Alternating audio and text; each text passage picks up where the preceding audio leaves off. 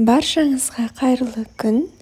Бүгін дастарханыңыздың сәнін ашатын қазіргі таңда хит оформлениедегі салат әзірлейік. Міндетті түрде қайталап жасап көріңіздер. Бізге керегі қайнатылған тауық еті, қияр, қызанақ.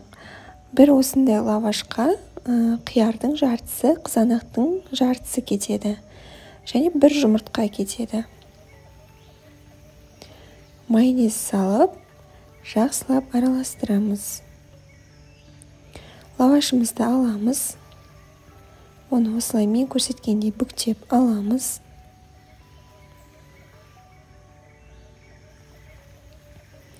Шетін тегістеп кесеміз.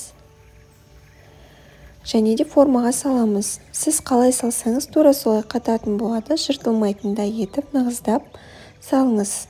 Қызып тұрған пеште 200 градуста 10 минутқа қойып қатырып аламыз. Міне қатқан соң осындай формада шығатын болады.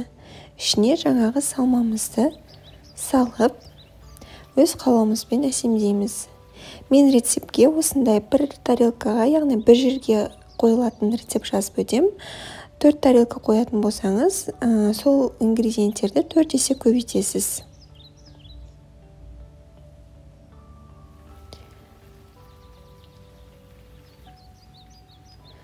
Міне осылай өз қалауыңызша дастарханда әдемі болып көрінетіндей сәндеп қонақтарыңыздың алдына ұсына берсеңіздер болады.